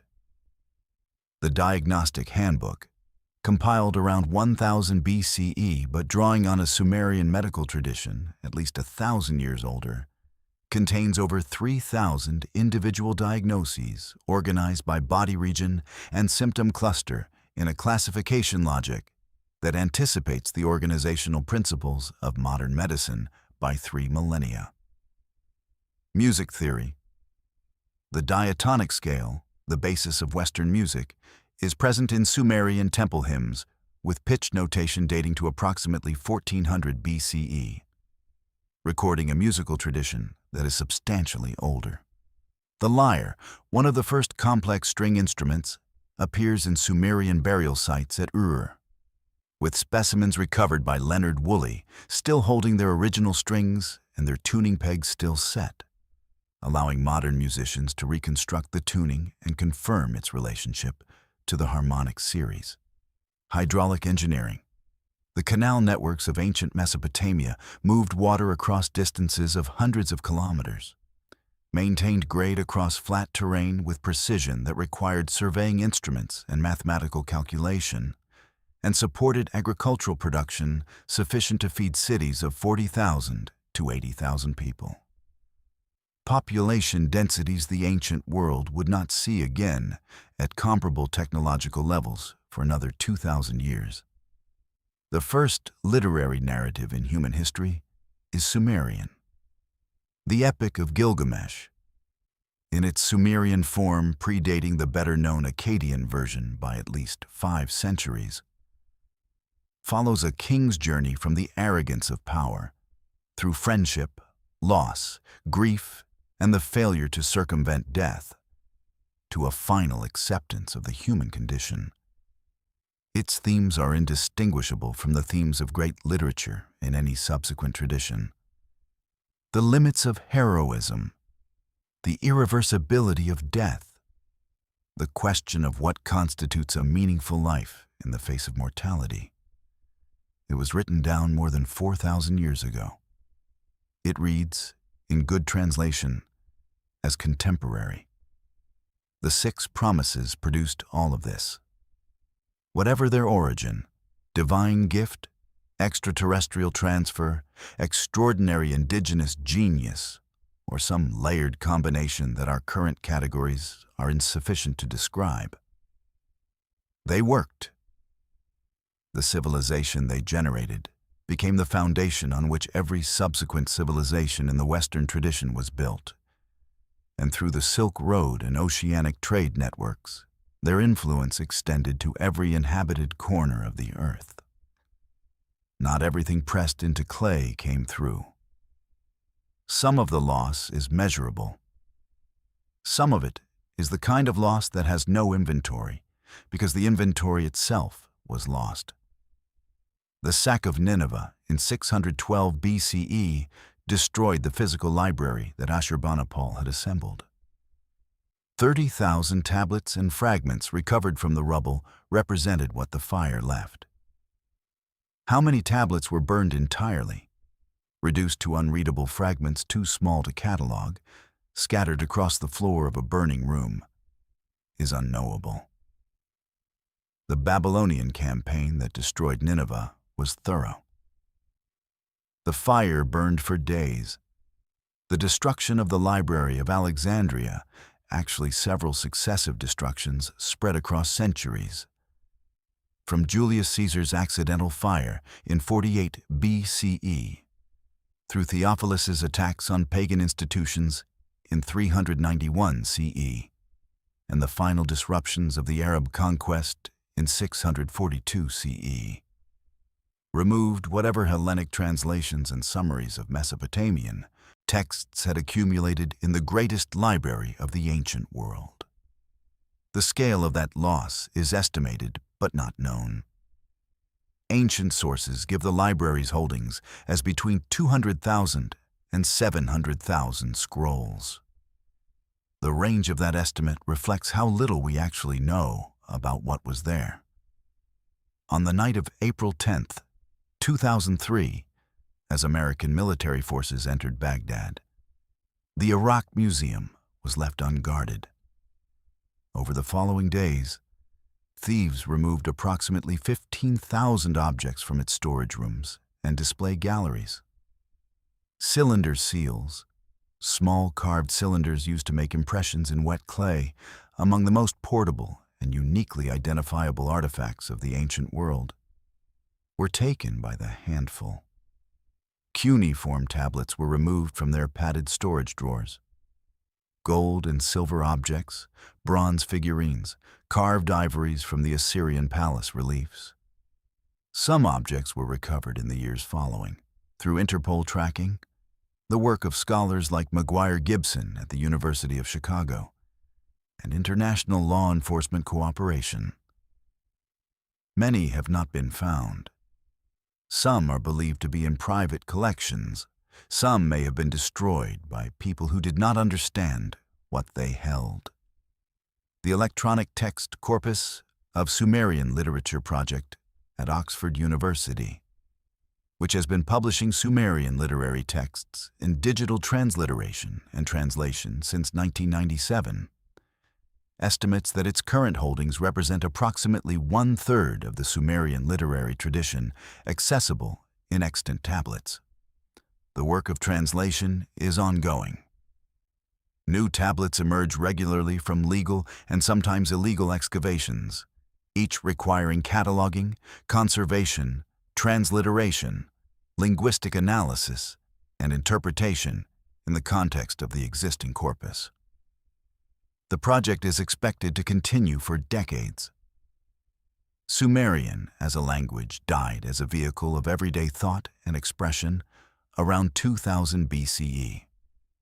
It survived as a scholarly and liturgical language for another 1,000 years, taught in the tablet houses, the Iduba, houses of tablets, that served as Mesopotamia's educational institutions throughout the Babylonian and Assyrian periods. Students at the Iduba spent years copying Sumerian texts, learning the signs, practicing the grammatical forms, absorbing through repetition the content of a tradition that was already ancient when they were learning it. When those schools finally closed in the first centuries of the Common Era, the last people who could read the oldest writing on earth put down their styluses and did not pass the knowledge on. What we cannot recover is softer than tablets and harder to name. The tone of voice in which a priest in Eridu first spoke the 6 promises aloud in the temple, before any scribe was summoned to make them permanent. The way a congregation in the ziggurat courtyard responded when they heard, perhaps for the first time, that the gods had obligations to them as well as the reverse. The gesture a scribe made before pressing the stylus to clay, whether it was preceded by prayer or by a moment of professional focus, or by both at once in the way that sacred routine becomes indistinguishable from professional habit. The specific smell of the room in which the tablets were stored. The sound of a city waking in Eridu on a morning 5,400 years ago, with the river close and the marsh birds calling and the temple fire already lit. Clay survives. The rest is silence, and in that silence, what we can imagine well enough to keep alive matters more than we usually acknowledge. The Anunnaki, by the tablet's account, departed. The Sumerians eventually faded, absorbed into Akkadian and then Babylonian culture through the kind of gradual dissolution that is conquest's slower, more complete form.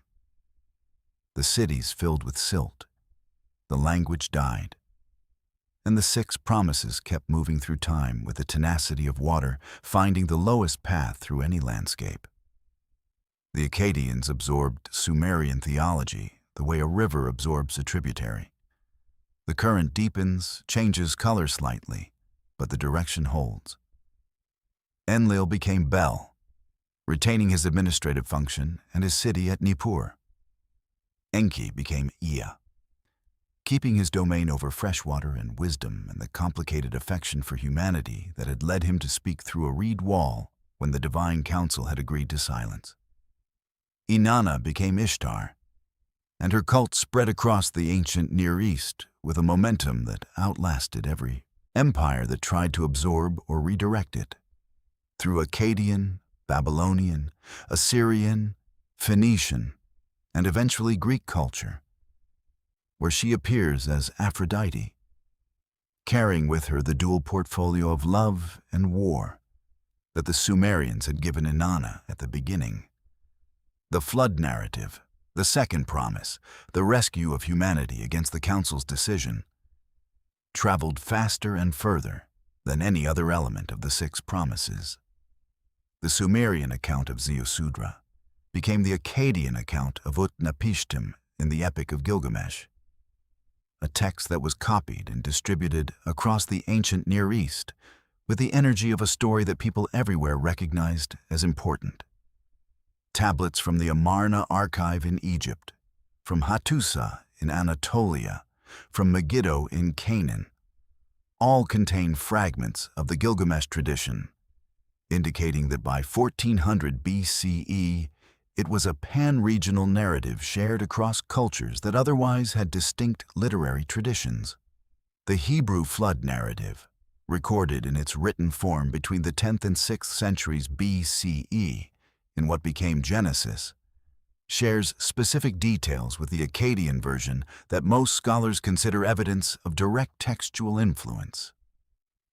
The specific birds sent out, raven, then dove, appear in both. The detail of the vessel resting on a mountain, the divine promise never to repeat the destruction, marked by a sign in the sky. the framing of the survivor as uniquely righteous in a corrupted generation.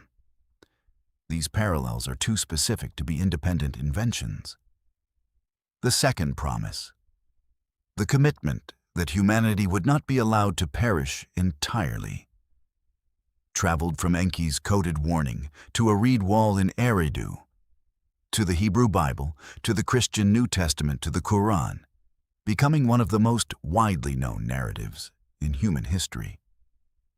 The ziggurat form traveled in stone, the massive stepped platform, a human-built mountain serving as meeting point between earth and sky, between mortal and divine, appears in Mesoamerican pyramid architecture at Teotihuacan, Chichen Itza, and Tikal, with a visual vocabulary so similar to the Mesopotamian form that early Western observers assumed direct cultural contact.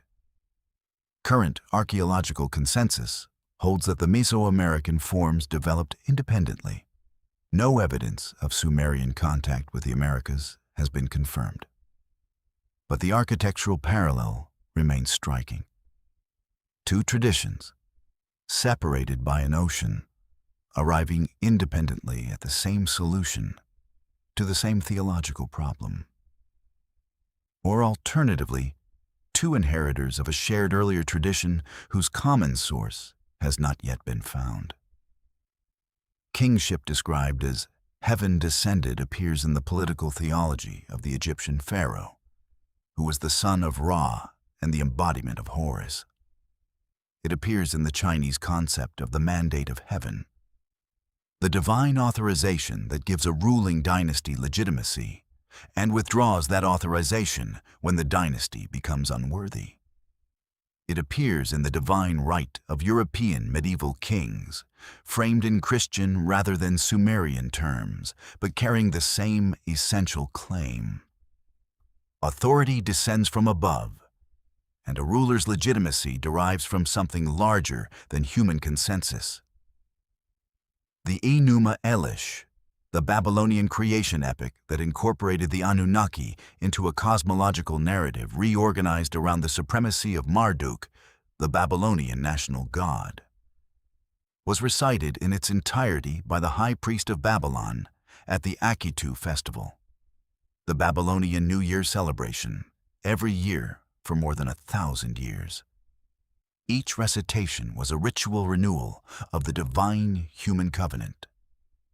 The priest stood before the statue of Marduk and read the creation story, read the making of humanity from the blood of the defeated god-king, read the establishment of civilization, read the divine obligations and human responsibilities. And the god was understood to reaffirm the compact for another year. 1,000 New Year renewals. The 6 promises renewed annually across a span of time longer than the interval between the fall of Rome and the present day. The 6th promise, the return, sits quietly in every religious tradition that expects a messianic return, a second coming, a cycle completing itself and beginning again. Christian eschatology awaiting Christ's return. Islamic tradition describing the Day of Judgment as the completion of a cosmic cycle. Hindu cosmology's Kali Yuga giving way eventually to a new golden age. Buddhist understanding of the Maitreya Buddha yet to come. Whether these traditions derive their cyclical return theology from Sumerian astronomical observation, from the universal human experience of natural cycles, or from something older than either, the expectation persists. The sky is still watched. The stars, the Anunnaki named for the first humans, are still the stars. Somewhere tonight, in a temperature-controlled gallery in London, in a padded storage drawer in Baghdad, in a university collection in Philadelphia or Paris or Berlin, a piece of fired clay is resting in the dark. It is approximately 4,000 years old. Its surface carries wedge-shaped marks pressed by a human hand into wet earth on a morning that was, for the scribe who pressed them, entirely ordinary. He had probably done this 10,000 times before. He may have eaten breakfast before coming to work. He may have greeted a colleague in the courtyard of the tablet house. He pressed the stylus into the clay with the practiced care of his profession, smoothed one edge, set it to dry, and moved on to whatever came next. He did not know, could not have known, that what he pressed into clay that morning would outlast his city and his language and his gods, would rest in desert silence for 2,000 years, would be lifted from the earth by a man with a trowel and shipped to a distant country in a wooden crate, would sit unread for decades until a man working from a cliff face in Iran found the key to its alphabet, and would eventually be read in a quiet room in the modern world by someone lying in the dark listening to a voice describe it. He pressed 6 promises into that clay, and here you are.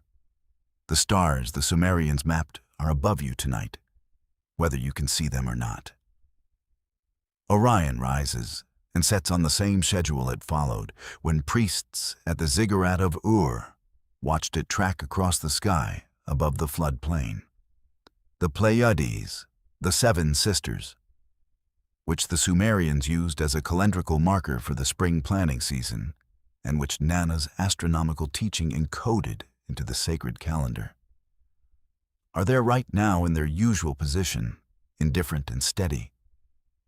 The star called Canopus, which the Sumerians called the Star of Eridu, and associated with Enki himself, rises in the southern sky on the same nights it has always risen. The sky the Anunnaki navigated by, if they navigated at all, is the sky above your ceiling tonight.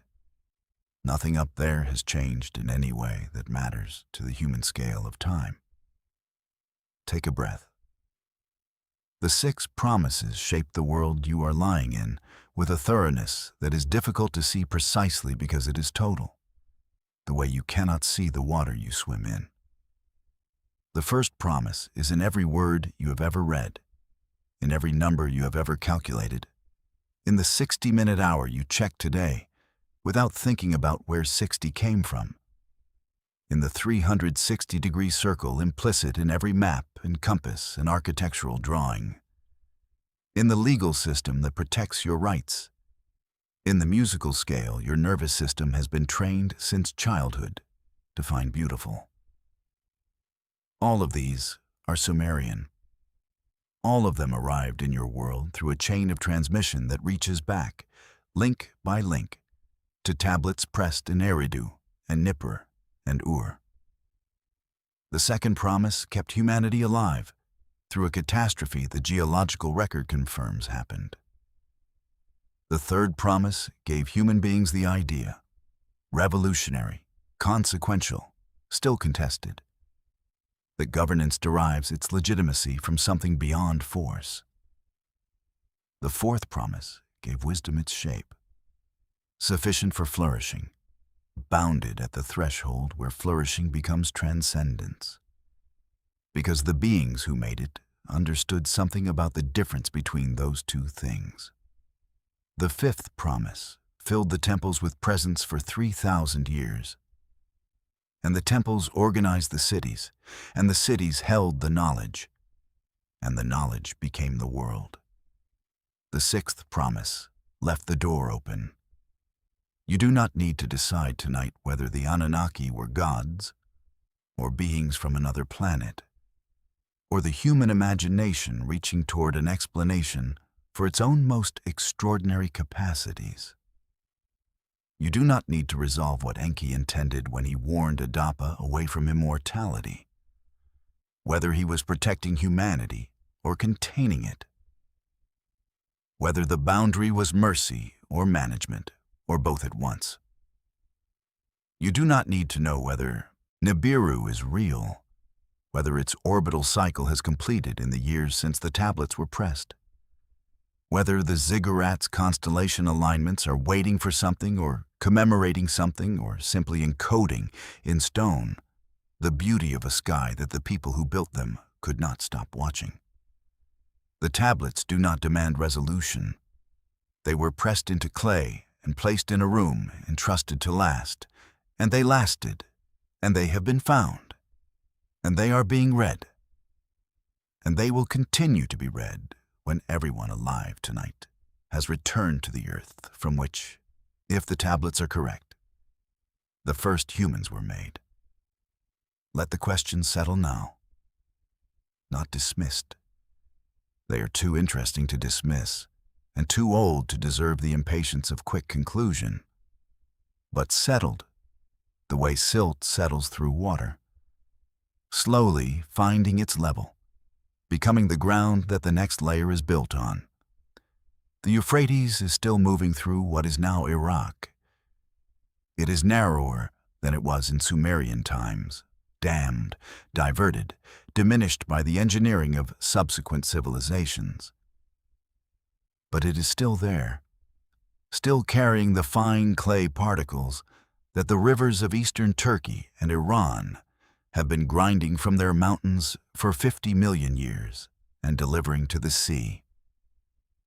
The floodplain is still building itself, one season's deposition at a time.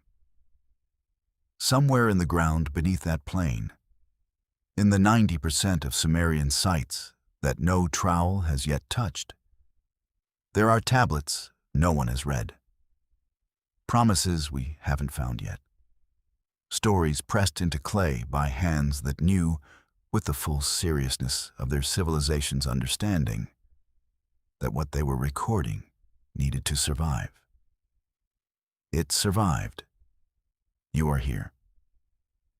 The night is holding you.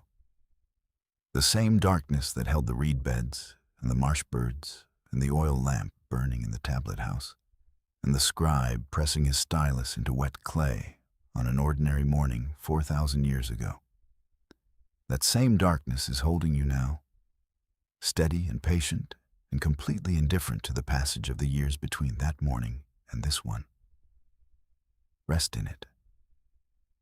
Let the ancient world recede to its proper distance, not gone, never gone, but far enough that you can feel the present moment clearly. The surface beneath you, the air around you. Your own breathing finding its own slow rhythm without any effort from you at all. The 6 promises were made. They were kept in ways both intended and unexpected, across 4,000 years of human civilization. They are still being kept, in forms the scribe who pressed them could not have imagined, in a world that carries their shape without knowing it. And the 6th promise, the return, remains open, not resolved, not expired, simply open. The way a door left ajar is neither fully open nor fully closed, but in a state that acknowledges that something might, in its own time, come through. Sleep now. The stars are on their slow wheel. The clay is in its case. The promises are held in the language of wedge-shaped marks, pressed into earth by a hand that trusted time. Time has been trustworthy. Rest.